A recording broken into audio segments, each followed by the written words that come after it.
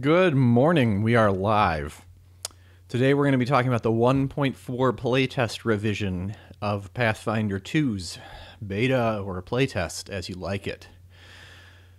And kind of off on the side, they're also starting a kind of an alpha of a complete redo of the resonance point system and a number of other parts of the system. I don't know if they're looking to get data with this or what. It's an entirely different approach than what Paizo has been giving us with the rest of the playtest, and it represents sort of a pivot as far as how much of the whole system is being given and kind of how much pretense it is towards being complete. With that said, let's go ahead and get in there. While we are in the loading screen, if you will, I'd like to give a shout out to some of my YouTube partners or coworkers whose content I enjoy a lot. And today I'd like to point you towards Ivan Mike 1968's channel.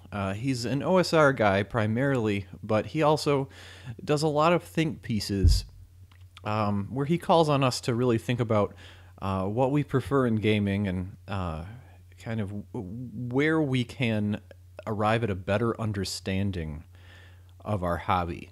And so I've really enjoyed the stuff that he puts out there, and he seems to have a very interactive and loyal subscriber base, and there's lots of conversations in the comments for his videos. It's a lot of fun, so I would point you over towards him. So for now, let's go ahead and have a look at Pathfinder 1.4 and the resonance test. Good morning. So, as you may be aware, we are shifting some of the channel format so that we're going to be doing these weekday live streams, which are going to be filling in while some of this really big passion project video that I'm working on. Well, I wish it was bigger. As far as runtime, it's pretty short, but I'm kind of in the middle of it, and it's taking up a lot of bandwidth as far as my ability to work on the usual throughput of videos. But on the plus side, it seems like these live stream events are starting to get a little bit more traction, and also I've worked up my stage presence and figured out some of the idiom of this medium.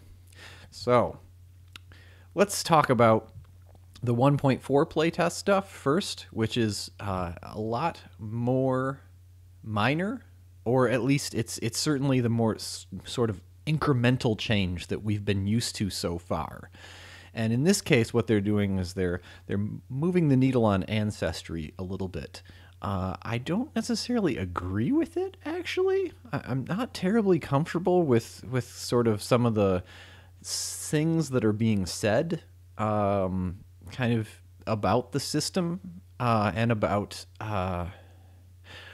ancestry. Like, I'm not sure that this is a direction that I'm comfortable with, but we'll look at it closely and make up our minds about it right here. So, let's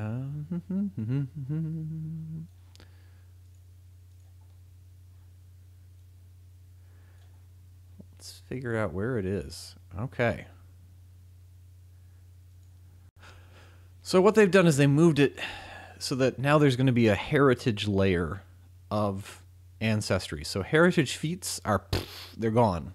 And instead, as you pick a race, they're doing the sub-races thing, which many people have asked for, doing Stoneheart and Hill Dwarves and so on. And that's where the matter that used to be kind of layered inside of the heritage feats has gone to. As far as the dwarf and his pool of ancestry feats, that's probably welcome, because a lot of the ancestry feats were in fact heritage feats that you were stuck with for good, but came at the opportunity cost of other heritage feat, other ancestry feats. And there were things that had sort of some disadvantage programmed into them, like the call on ancient blood talent right here, which let's show you this one. And we're working on a slightly different format. Okay. So they've moved this, so now this is going to be, you choose to be a dwarf. And then from choosing to be a dwarf, then I can move the stream feed over. I've got a couple things to work on with this format. Hi, good morning. So you're going to choose to be a dwarf, and then you're going to choose one of these types of dwarf, like desert dwarf or strong-hearted dwarf, and from that you'll get some features. Now, one of the things that I'm a little bit uneasy with is kind of the attitude or approach. Remove the unburdened ability. It is now an effect of heritage, so characters who won't get much use of it can choose something else. So this is kind of, I don't know, this makes me feel like if I'm choosing a dwarf, choosing to roleplay a dwarf and choosing that I want to be a dwarf from the desert, it's maybe those are the kinds of choices that aren't optimization focused. And they're not necessarily the sort of thing where I'm trying to min-max. And it seems like such a naked min-maxing attitude being communicated by that is that I'm going to avoid getting unburdened because I don't want to play a dwarf that is going to be wearing heavier armor. I'm going to be playing an unarmored dwarf, so I might as well just pick a different kind of dwarf. That also says that none of the standard, with this attitude communicated, it's also implicit that your normal garden variety dwarf, your hill dwarf, the kind of guy that has unburdened, none of those guys will be light armor wearers. There'll be other kinds of dwarfs. Maybe that pushes the world to kind of more authentically resemble the first edition D&D worlds in the sense that the shield dwarves of Forgotten Realms, if I recall correctly, they're gonna not have wizards, and they're going to wear chainmail and so on. But why can't there be a dwarf wizard, a hill dwarf wizard, a hill dwarf thief, and so on?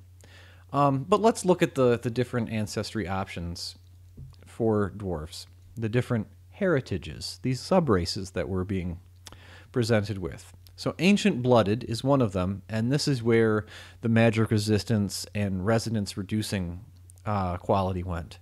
So they packed us behind a heritage that comes at an opportunity cost. So you say you're Ancient Blooded, which means you're not a desert dwarf. It's kind of weird to me because it seems like, if anything, the suspicious barbarian is the type that is reluctant to use magic items. The wildernessy dwarves, the jungle dwarves of Chult and the Forgotten Realms and the like, they're maybe more the sort of folks that where this talent is more matched. But the new resonance system that we're going to take a look at is also another hitching point, because the way that they are also testing this new resonance system, right here, I'll just put this on the screen for you. Raiders of Shrieking Peak resonance test. That's what we're going to look at in the second half of this stream. In that, resonance points are just how many items you can wear. And if dwarves are natural artificers and like to make stuff, and in fact the dwarf alchemist, it seems like that's a natural thing for dwarves, maybe a little more natural for gnomes. That's coming. Those resonance points are kind of the most dwarfly dwarves are the least magical dwarves. I don't know how I feel about that. Yeah. I think that we've come to a different understanding of what magic is in D&D style games over the years.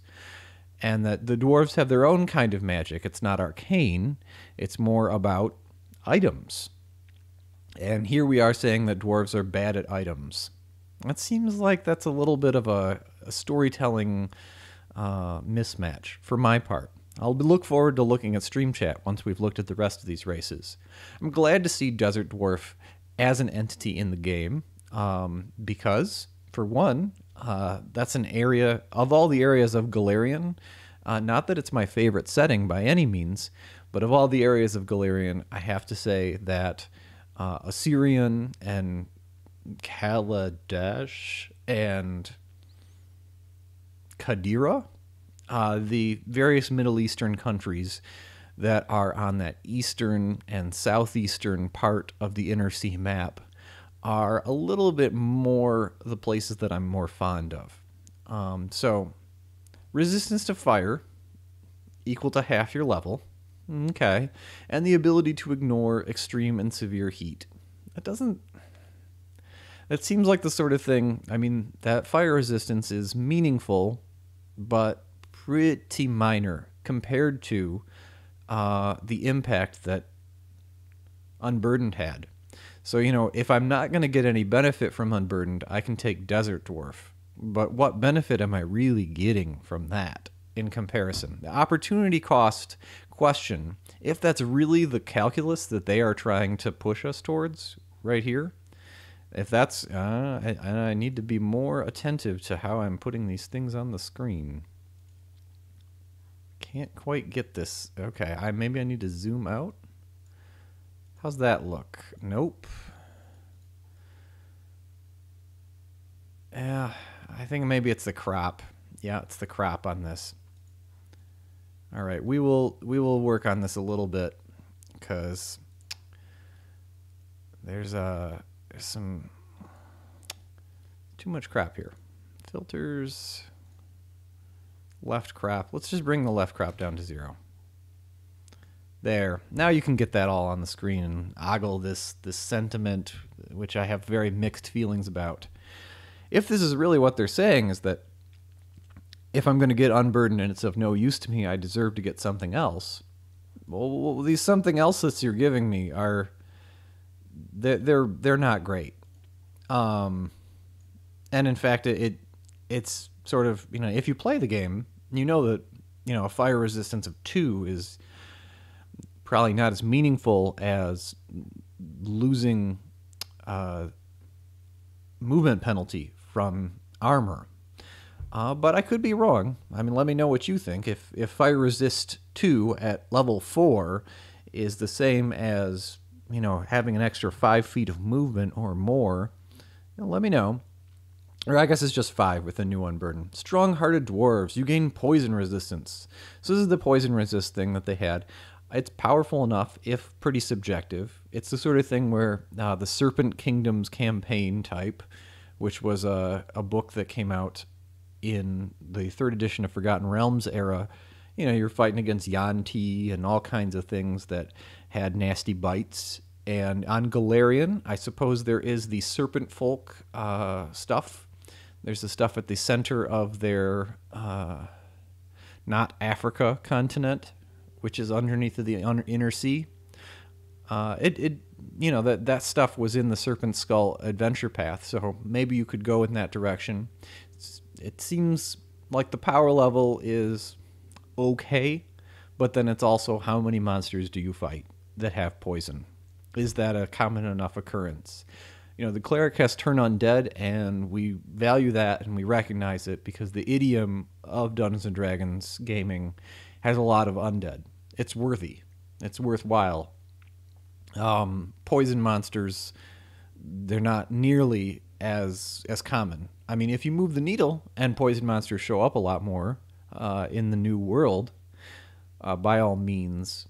But that is a project. That's a immersive project to kind of shift directions. That's like how Magic the Gathering comes out with entirely new worlds with new themes. And it doesn't seem like Pathfinder 2 is on that kind of project, my impression. And then there's the Unburdened Dwarf, the default guy. So overall, I mean, I think that these other options that we get for the dwarf are questionable. There's higher tier stuff that they're giving us for new ancestry feats for the dwarf. I have ambivalence about those, essentially.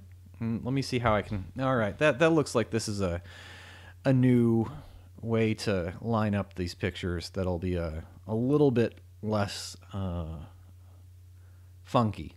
Getting this format just right so that I can kind of reach out my finger and point at stuff on the screen while I'm scrolling around. There's a number of things that we're working on here to make this visually interesting in a live format.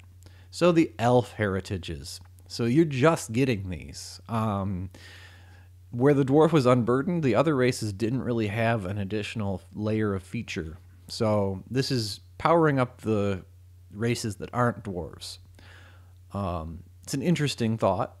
I don't know that they needed it, but these power-ups are relatively minor. Arctic Elf is giving you a cold resist in a similar fashion. And the Keen-Eared Elf and Cavern Elf. This is kind of what we would think of as drow, essentially. I mean, this is a very tame and depowered way of having first level drow, if you like that, or if that's something that might be carrying over from your 5th edition campaigns. You have the opportunity with this Cavern Elf to point someone towards this, and it would be a way for them to get some of what they're fond of in the game. I think what we can do is there. This is, now we're getting somewhere. Jungle Elf. So we have some ability to take cover anytime you're in the woods. That seems very powerful, actually. And then you have better climbing abilities, but just trees. Mixed feelings about that. It seems like it's a little too more subjective than it need be. But again, this is for free. Didn't have this before. But the Keen-Eared Elf is definitely the center of gravity. It's definitely the sort of thing that it'll always be useful because hidden enemies are very common. Maybe even more common than undead. Some form of hidden enemy. So the Keen-Eared Elf is definitely the counterpart to the unburdened dwarf. This is maybe the option. This is a lot like Nimble. It's an option that's so good that the other ones are a little bit pushed to the side, but Dark Vision is good too. All right, so I like this. This is good design. At least choosing between Dark Vision or Keen-Eared, that seems like good design. So it's a step in the right direction here, and I'm relatively fond of that. So these new high tier stuff, we're not going to look at those, but there's a big change to the gnome right here. So let's look at that guy. He's moving to 25 feet instead of 20. And let's look at the heritage. Okay, so the bleachlings. This is unusual. So they're just throwing you the animal speaker feat, which we might go look at. But again, it's for free. Like, I think we used to think of gnomes as generally they could speak to burrowing animals. That was their thing. And then now with heritage, some gnomes did and some gnomes didn't. And I liked that was the conversation of what kind of gnome are you? Are you a tinkering gnome? Are you a forest gnome that likes animals and so on? That question I found was fun, really. About Pathfinder 2, it provoked those questions. You ask them of yourself and of your character, and you ask them of your adventuring companions. That was a positive. It's not like it's going away, but this is center of gravity of the gnome is changing, essentially. But Pathfinder gnomes have a lot to say. They're different, and so maybe they need to speak a little louder here. Pardon me. I ate some popcorn. All right, so Dark Vision, Fell Gnomes, which is where we get a cantrip, Chill Touch. All right. Okay. I can imagine that there might be some builds which might be constructed around having that cantrip in other classes. For example, like a monk that uses a Chill Touch. That could be a thing that somebody builds a character around. Could be interesting. So that's fine. The Sharp Nosed. It's a somewhat similar counterpart to the keen-eared elf, but it's considerably less powerful than the keen-eared thing. So the question I think you have to ask is the gnome getting power from other things? I mean, maybe gnomes and elves don't have to be similarly powerful, but it's certainly the case that, we're giving an invisibility seeking ability to one race and to another, but one race is getting a really short shrift, less powerful version of the same ability, essentially, with this sharp nose. It says something. Everything in a game says something, and people take away from those messages. Maybe having fewer gnomes as player characters is something. Maybe somebody at Paizo's fed up with gnomes. I'm a fan. So I know that I talked about how we don't talk about goblins on the channel, but I'm going to do it anyway. So one of the cool things here is that, or one of the positive things, is that these ancestry feats, which you did choose and kind of push you towards the more gonzo or silly aspects of goblins, and they spoke to the player and they said, "Hey, you can choose to be silly."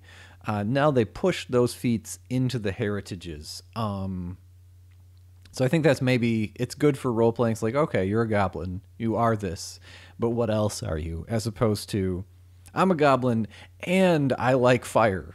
So the role playing balance here, I think, is a little bit more positive with heritages than it would be with ancestry feats. There might be a little bit more disruptive play with these feats set up as positive choices, as opposed to things that are going to happen anyway. Like, you have to pick one of these heritages. All right, so big belly goblins. Essentially it's the same thing as that feat, and so on. Inflammable, and so on and so on. Again, we're not going to talk about goblins at great length because it's just not our thing. But goblin song, great. This is my reaction to goblin song. Great. You sing annoying goblin songs, distracting your foes with silly and repetitive lyrics. They put this in the game.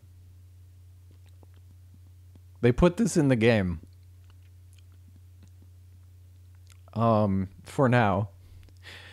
I imagine that it will be silly, annoying, and repetitive for everyone at the table, and a number of occasions. And it doubles down on the comedic aspect of goblins, and it doubles down on Pathfinder 2 being less than serious, which I've got mixed emotions about. Maybe there's room for a less than serious D&D style game. Maybe that's fine, but I would like it if there was fewer things standing in your way for having a game that's semi-serious and using Pathfinder 2 for kind of more mainline serious D&D. And here's this goblin song feat just putting a finger in your eye. That's my reaction to it. It's a very honest reaction. Let's look at what it actually does, see if it's worthwhile. Performance versus will DC. If you're expert, you can affect 2 foes. This is making goblin bards. This is a special feat for goblin bards. Okay. Now all it does, perhaps the joke is also that the effect is incredibly minor. It basically makes your companions have a more ability to hide. And Your companion's fear spells are also maybe a little bit powered up too. Okay, well, that's that. It's a pretty minor effect, but it's sort of fun. It's a thing to spend an extra action on instead of coup de grace or running around crazily. So maybe this is maybe on the balance, like the goblin was going to do something crazy anyway, and instead at least they'll hold still for that extra action. Uh-huh. just just my thoughts on that one. So halflings, the three types of halflings. So first of all halflings are going to have keen eyes.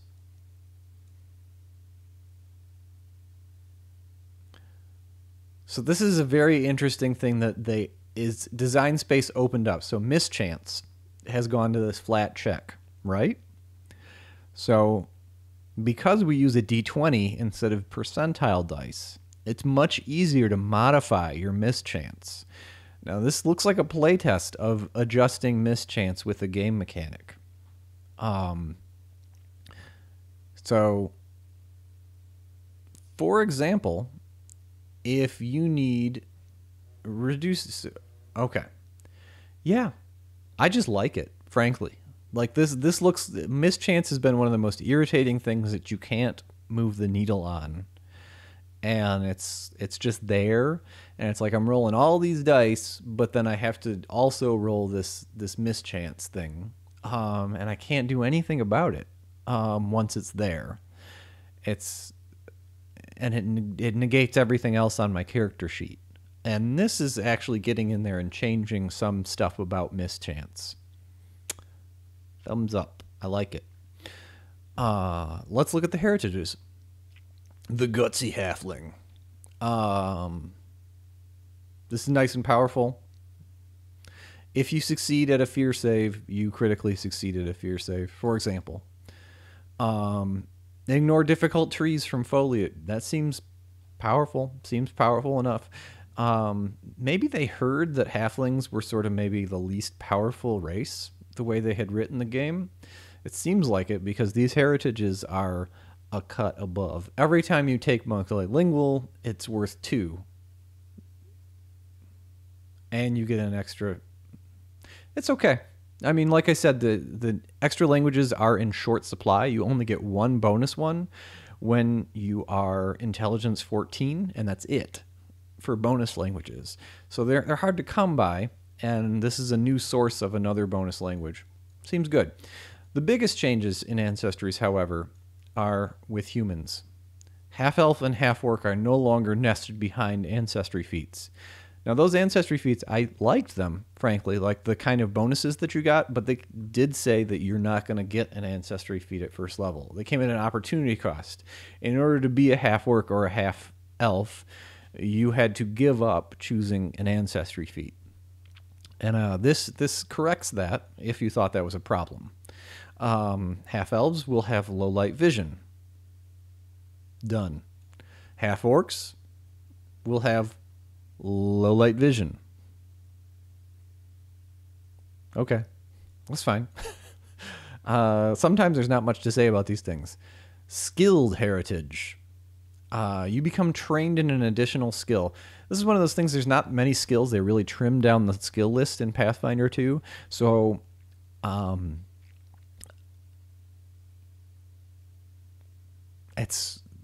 don't know. It's very minor to me. I mean, the fact that you get another expert skill at 5th level is meaningful. It's another extra skill advance, and so the classes that advance slowly in skills or have very short supply of advances, like the cleric, for example, this is definitely going to help along those classes. That seems good. There's just so few skills in the game that... if you're playing a class that has a lot of skills, like the Bard or like the Rogue, then, you almost have all the skills in the entire game already. And the way that the skills are so condensed with acrobatics and athletics, everything's crunched down into just a few skills. I don't know. it's meaningful, but it's only meaningful for certain kinds of characters, which, as we read at the beginning of this document, they're cool with that. They say that if you want to do skilled heritage, like don't be a character that isn't going to benefit from it, which is a min-maxing attitude, kind of, as opposed to a concept-based attitude. And I think that the life path, the way that you create characters in Pathfinder 2, is very storytelling focused. Like you say, ancestry, background, class, and you build up your stats. It seems like it's telling a story, and this goes in the opposite direction, away from sort of using the story of the character to build the character. So nothing new there, and I think that that's all for. Let's zoom out and let's make sure there's a little bit of movement on the difficulty class table. It affects things with assurance. Assurance is basically still in limbo and still not really great. Like hard DCs are 15 at level 3. So this seems like, assurance to 15 is workable. You get something from it all the way up to level 8 for easy DCs. But then if you are if you're a master, if you have master assurance, this is what happens. Let's zoom in so that everybody can see. Let's make sure that it looks good on the screen. Okay. So 20, 20, 20. Where's the 20 go? Where the 20? The 20 is not there. Oh. So as you go to master, medium is not going to be available for assurance. Like the way this table is built for the new first aid, being a master in assurance. And like I said, I think the new first aid in 1.3, there's going to be a lot of die rolling, and it could be kind of annoying. And the way this is built, this sets it up for lots of annoying die rolling on the new first aid, because I think it's a medium DC if I recall correctly. Because you can't take assurance with medicine and it work. Continue to work, basically. Like, it'll work up to level 3 for the new first aid, and then it stops working, and then it doesn't start working ever again.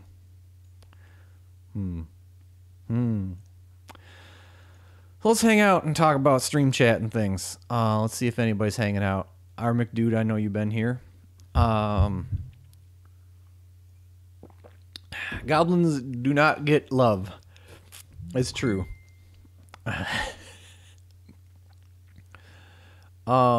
Trading unburdened for resistance. And that's true, is that if you got less armor on, having some resistance is probably a good thing. It's just resistance to fire, though.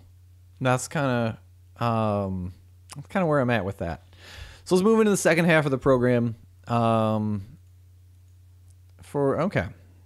see. Second half of the program is going to be about the resonance test, which is right here. This is a lot harder to unpack because they really want you to play it with this particular scenario, and it involves a pretty big rework of some of the core parts of the system, frankly. And so they want you to use it with the pre-gens that they're giving you with it. That's probably, that's fine to have these more focused kind of floats of other mechanics. Let's make sure that everybody can see this, and we're going to get in here and talk about it. Yeah.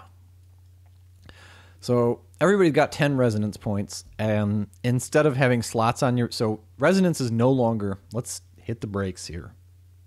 Resonance is no longer what it used to be. Full stop. It's no longer the thing that you use to drink potions in this playtest, in this sort of little bubble playtest. Resonance is not the thing that you use to activate wands or read scrolls. Instead, resonance is moved over and is just for investing in items that you wear. Magic armor, magic boots, magic rings. And instead of having slots on your body, you could wear 5 magic rings if you want, and it'll just take 5 resonance points. So the -2 resonance points for the dwarf heritage it's a smaller thing, but again, shouldn't dwarves love items? Aren't they artificers? I'm not going to linger on that too long, however. Every character has a small pool of focus points based on their charisma. This is where spell points have gone, is that they're now saying spell points are focus points. And yeah, so characters don't have spell points. Instead, they have focus points. So, Kyra, with her firebolt power, the pre-gen cleric, she's going to be using these focus points instead of her spell points. And let's just try and make that a little bit quieter for everybody while I'm getting these messages. Activating items doesn't have any cost, resonance points or otherwise. And instead, when you put spell points onto them, they're going to work a little harder for you. But they're called focus points because everybody has them, even if they don't have any powers, domain powers, for example, in the case of the cleric. So a rogue has some focus points. This is weird. This is radically different than the rest of Pathfinder 2. That's what I'll say, is that this is like a whole new thing. They got a year. I got until next Gen Con. But we're definitely looking at something that's rocking the boat. So really, I looked at this morning. I heard about it yesterday, and I read sort of what they had to say about it for themselves, but I didn't read what it actually was yesterday. So I'm really just unpacking how I feel about this change before your very eyes. And here they go. Design notes. If you're used to the existing resonance point system, here are some clarifications. Well, yeah, we're going to need them because this is taking a little bit of rewiring up here.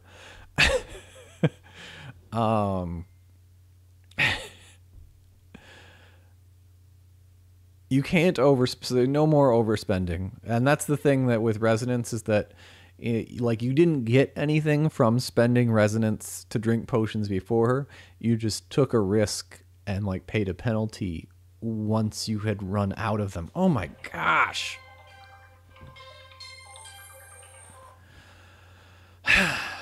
So we're going to wind this down. Apparently people outside of the YouTube stream are trying to communicate with me.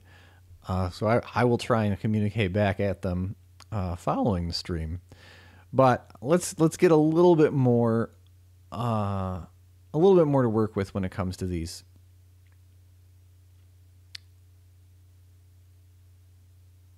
A little bit more to talk about this. So that was just the overview of these. So activating an item. So this is things like Boots of Flying. You're going to activate them.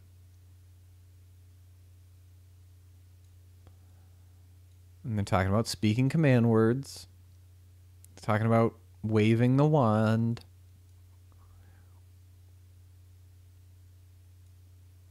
I was agnostic about the item activation being clunky language. I think it was nested in a lot of keywords. And then you had to go look in a different place for what the keywords were, which, it's fine. It's just, I feel like everybody needs to have a laminated 8x10 sheet on 2 sides, like a cheat sheet for Pathfinder 2 that has all the keywords. It's fine to have a game like that, really. But I would strongly suggest that they encourage that behavior since it really seems kind of necessary. And a lot of people complain about how I don't like to look in a different place in the book to look at the book. And I think that modern game design has lots of that. Magic the Gathering has flying creatures. Magic the Gathering has Death Touch and Double Strike and a host of other things that it's continued to accumulate over the years. It's okay to have those keywords. It's just as they become more and more codependent on one another, the more they need to be accessible and not hidden in a book.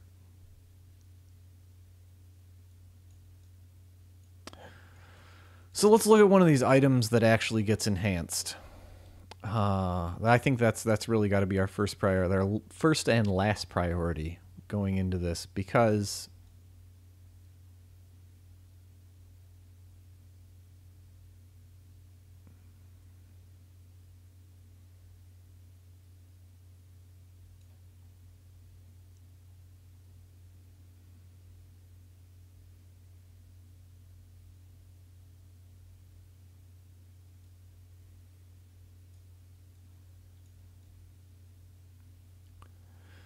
trying to find one of these items that actually gets buffed by spending these focus points.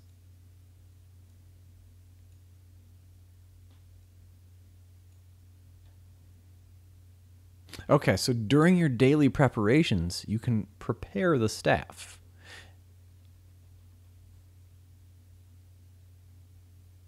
So you invest charges at the start of the day. Oh my goodness. Okay, I guess my wife really needs to talk.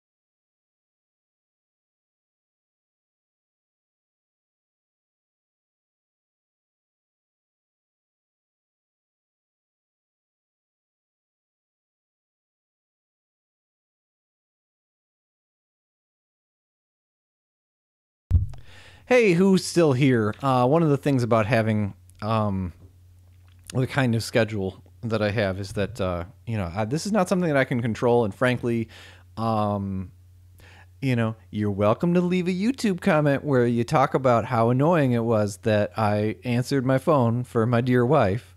But it's not something I can control for, frankly, and it's part of life. This is YouTube Live. This is not YouTube. And I think maybe there's a little bit of confusion about that. Some people might think that, like, this is YouTube, and so I should be more professional and stuff. This is a normal thing on Twitch for things like this to occur, and that's a streaming service, and I think that the Twitch audience understands that. So, I mean, I want to point out, like, I could go back and edit this and destroy the stream chat. Turns out just me and our McDude hanging out mostly for stream chat today. But that's the choice that you make with YouTube, is that if you want to edit out these gaps from phone calls, then that's what happens. I'm just going to be real. This is kind of my tone of voice and my reaction and my emotion about some of the people who have given me a hard time about this stuff. The starting screens and stuff like that, it's part of live rather than published videos. If you don't want live, if you think live stuff belongs on Twitch, that's fine. I mean, that's why I try and put live on all the videos on my channel that are going live. That's just me. Okay, let's get back to this. Let's see if anybody's hanging out. Let's see if anybody's still on the line. So you can double the healing from a potion with a point. Double the healing. That seems pretty good. Narsedthe says. It seems like this new method with the focus points, this probably opens up a lot of the same feeling of pulpy protagonists that we had with Starfinder, and with how you regained your stamina in Starfinder with something which is not called hero points, but I'm just remembering it as hero points for the time being. It seems fine. Like, this seems like this is more, like magic items are going to be this extra source of power. It might be the source of basically short rests. Because I talked about how there's nothing in this game that's like a short rest or a healing surge and so on. And so it's much more towards the daily economy of rests, which is in some ways, there's fewer places you can push on that to be interesting without going full dungeon. And with shorter rests and with kind of this economy, with the 10-minute economy that they're giving us and these focus points, it seems much more like as you go through the day and spend your resources, there are ways to interact with the dwindling pool of resources, and for that to be interesting. Seems like it's much more likely to be interesting than kind of how it was at 1.0. So between this and 1.3, I'm relatively fond of that. Okay. Affix a trinket.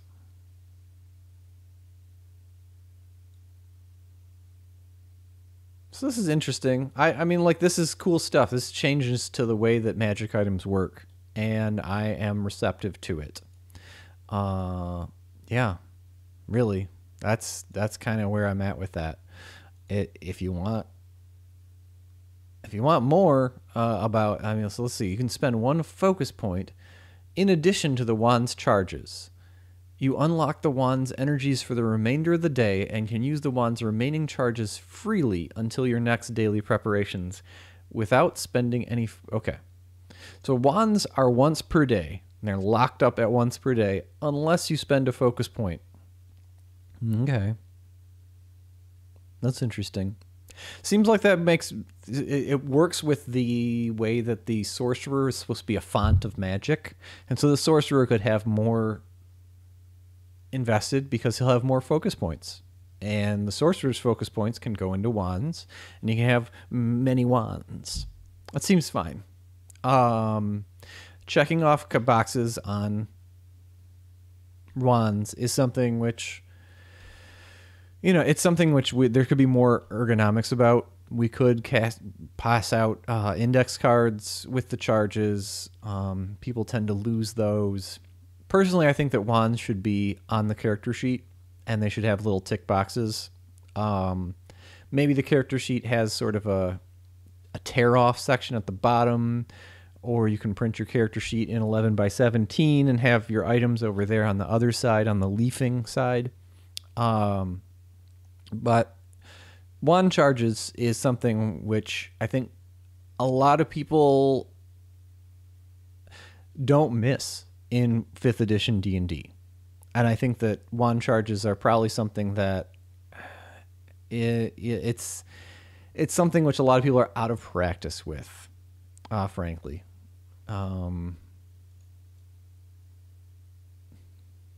Yeah, so we're moving the needle a little bit here with that stuff, and that's not bad.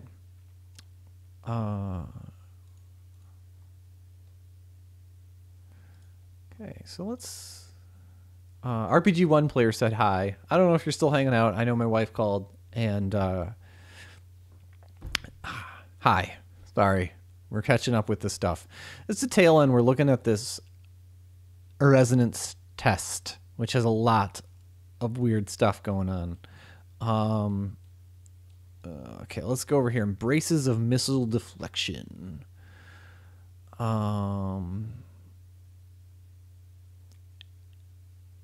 You can activate once per day. After you've activated them, you can activate them again by spending 1 focus point. This is a weird thing. All right, and I think this is where I'm going to round it out here. One of the positives of resonance, if it can be said that there were such a thing, one of the positives of resonance was that you didn't have to keep track of how many times you had activated Boots of Flying. If Boots of Flying says, 3 per day or whatever, resonance took care of that. Now, here's Bracers of Missile Deflection. You can activate them once per day, so you got to cross that out someplace on your book. And then here's your focus points. I think that, a lot of this can get defrayed if people use the right tools. If they, you could use a spin down die for your resonance points, or you could use poker chips. Maybe I have some of those around here, not within reach. But it definitely seems like keeping track of these tools as a part of the adventuring day. It's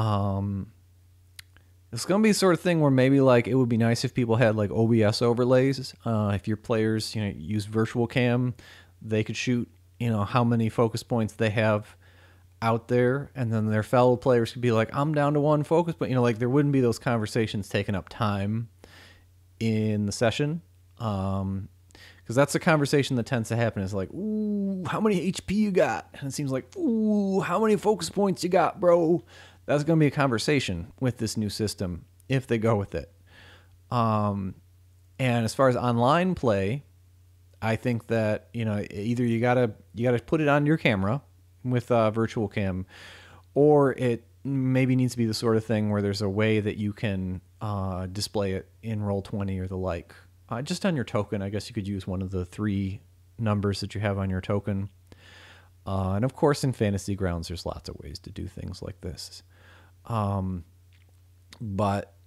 yeah, it seems like some bandwidth is going to be consumed, some kind of person-to-person bandwidth, and therefore the pace of the game could be slowed down with this focus point economy. It's not that it's not fun. I mean, it's certainly fun in Starfinder. It's probably it's the best feature in Starfinder is the hero points. And it seems like focus points are a little bit of that secret sauce that Starfinder has going for it. So, let me know what you think about the new stuff in Pathfinder 2. This is some really big changes, frankly. This is some really big changes. And Some of it is for the better, or it's at least moving away from the wrong direction. If Resonance, like I didn't hate it, but so many people did that I had to admit that it wasn't going to work. Like as a peacemaking kind of person, I looked at Resonance and the community reaction to it was so intense that, yeah. So I definitely think this is a positive. I think that you're going to need some chits for these focus points. The conversation about wand charges, I think, McDude says, never had a problem with wand charges. Not really hard to do to keep track of. It's not, but those casual players, man. Those casual players. Did I use that scroll? I don't remember if I drank that potion or not. I've gotten to the point where it's something which it makes the magic items based style of play. It can get making or breaking by players who are attentive to this stuff or inattentive to it. Because I am not your potions keeper. Like once you pick up a potion or once you buy it from the store, I want you to keep track of it and to cross it out. And I don't want to be in a situation where I'm answering the question of whether you used a scroll or not. Like I got a lot to keep track of as the game master. It's fun. I'd like more ergonomics with the character sheet for that stuff. That's a point of preference for me. As far as the ancestry stuff in the 1.4 PDF, it's a good start. The halfling certainly looks like he's kind of shoulder to shoulder with the other races now. I'm feeling pretty positive about that. So I apologize for our usual interruption in the stream. It is what it is, folks. But there's a lot of new stuff to look at with Pathfinder 2, and I hope you're having fun taking a look at it. I hope you're having a great gaming autumn. Take care.